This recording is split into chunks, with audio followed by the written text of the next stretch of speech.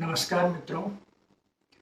आज की इस वीडियो में हम देखेंगे कि अनुलोम विलोम और नाड़ी शोधनम प्राणायाम में क्या अंतर है। मुख्यतः दोनों ही प्राणायाम देखा जाता है कि एक ही तरीके से किए जाते हैं, किंतु हम ये समझेंगे कि नाड़ी शोधनम की प्रक्रिया कैसी है और इसकी प्रोसेस क्या है, किस तरीके से किया जाता है ऐसे, और अनुलोम विलोम इससे क्या कैसे भिन्न है। तो अनुलोम विलोम पे आते हैं सबसे पहले। तो अनुलोम विलोम प्राणायाम जो होता है वो बेसिकली हम एक तरह से ये कह सकते हैं कि अ फास्टर प्रोसेस ऑफ नाड़ी शोधनम, थोड़ा जल्दी करने की प्रक्रिया जिसे हम कह सकते हैं नाड़ी शोधनम की तुलना में, उसको अनुलोम विलोम कह सकते हैं। बेसिकली हमारे प्राणायाम में तीन तरीके की प्रोसेस होती है।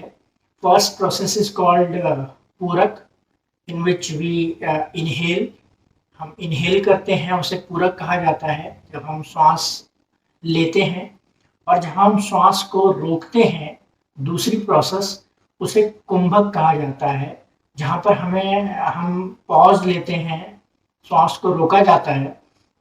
उसके बाद तीसरी प्रोसेस होती है रेचक, जहाँ पर हम एक्सेल करते हैं, श्वास छोड़ते हैं। तो ये तीन तरीके की प्रोसेस होती है।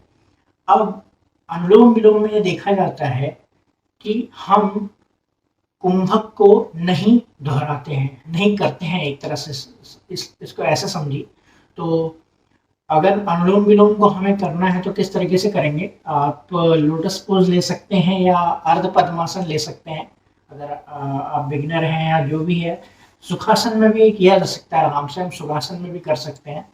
हम लोटस पोज ले सकते हैं। तो इस तरीके से लोटस पोज ले लिया और उसके बाद हम अपने अंगूठे से राइट नोस्ट्रिल को दबाएंगे और इनहेल करेंगे। दिस इज कॉल्ड पूरक। श्वास रोकी, कुंभक, और फिर श्वास छोड़ी, रेचक। तो अगर हम कुंभक नहीं करते हैं तो ये एक तरह से अनुलोम विलोम की प्रक्रिया कही जाएगी। अब हम इसको अगर हम देखें इस प्रोसेस में, तो हमने कुंभक भी किया, तो इस तरीके से इसे हम नाड़ी शोधनम कह सकते हैं। तो अगर हमने अंगूठे से, दिस इज कॉल्ड पूरक, और without stopping our breath, we will just exhale, inhale, exhale, inhale, exhale। तो ये कहलाएगा अनुलोम विलोम। अब नाड़ी शोधनम, पूरक, कुंभक, मैं यहाँ पर बोल के करा रहा हूँ, रेचक। लेकिन ये आपको मन में दोहराना है। मन में दोहराने की भी आवश्यकता नहीं है, बस आपको समझना है कि ये पूरक, कुंभक और रेचक प्रोसेस होती है। अब इसमें आता है नाड़ी शोधनम में कि अनुपात क्या रहता है श्वास का। हम पूरक एक बार में श्वास लें तो कितने सेकंड्स तक हम सांस लें और कितने समय तक हम श्वास को स्थिर रखें वहां पर, और उसके बाद कितने सेकंड बाद हम उसे छोड़ें, कितने सेकंड तक हम उसे छोड़ें। तो इसमें मतलब इनहेल का time, then holding the breath का टाइम, एंड देन एक्सहेलिंग का टाइम। तो इसका अनुपात जो कहा जाता है वो 1:4:2 होता है। तो अगर आप 1 सेकंड के लिए सांस ले रहे हैं तो 4 सेकंड तक आपको होल्ड करना है।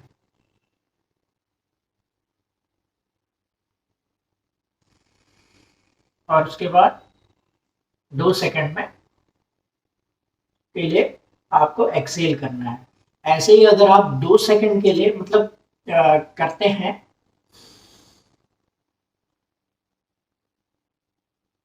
तो होल्ड आपको 2 × 4 8 सेकंड तक होल्ड करना है। और उसके बाद 2 × 2 = 4 4 सेकंड के लिए एक्सेल करना है। अब ये सेकंड्स नहीं है, बेसिकली इसको आप काउंटिंग की तरह समझ सकते हैं। अगर आप 1 2 3 4 ऐसे काउंट कर रहे हैं, 4, तो 4 4 टू 4 16 सेकंड्स तक अब आपको होल्ड करे रखना है। 16 सेकंड्स नहीं, 16 काउंट तक, सॉरी। तो 16 काउंट जैसे ही 1 2 3 4 5 6 7 8 9 10 11 12 13 14 15 16 कंप्लीट हो जाए, उसके बाद आप रिलीज करेंगे तो 1 2 3 4 5 6 7 8 इस तरीके से 8 काउंट हो जाएगा। तो शुरुआत में ये डिफिकल्ट हो सकता है, लेकिन इसमें अगर आप प्रैक्टिस करते रहेंगे रोज, तो इसका परिणाम आपको जल्दी मिलेगा। तो ये इन दो प्राणायामों में प्रमुख अंतर था। ये देखा जाता है कि ये बेसिकली नाड़ी शोधनम जो प्राणायाम है वो अनुलोम विलोम की तुलना में ज़्यादा बेहतर है, क्योंकि नाड़ी शोधनम में कुंभक भी है, और कुंभक को मैं मानता हूँ, या इवन आई थिंक सभी जो भी योग प्राणायाम करते हैं वो मानेंगे कि कुंभक का एक बहुत महत्वपूर्ण रोल होता है किसी भी प्राणायाम में। तो हम नाड़ी शोधनम को एक मतलब थोड़ी अधिक प्रायिकता दे, अधिक वरीयता दे सकते हैं अनुलोम विलोम की तुलना में। बट बिगिनर लेवल पे आप अनुलोम विलोम निश्चित रूप से कर सकते हैं, और जैसे ही आप अनुलोम विलोम में काफ़ी एक्सपर्ट हो जाएं, तो उसके बाद आप नाड़ी शोधनम को भी ट्राई कर सकते हैं, और नाड़ी शोधनम में देख सकते हैं कि किस तरीके से हम नाड़ी शोधनम को कर रहे हैं। तो आशा करता हूँ कि ये वीडियो आपको पसंद आया होगा। आगे भी हम ऐसी वीडियो लाते रहेंगे। चैनल पर नए आए हैं तो प्लीज़ सब्सक्राइब जरूर करिएगा। धन्यवाद।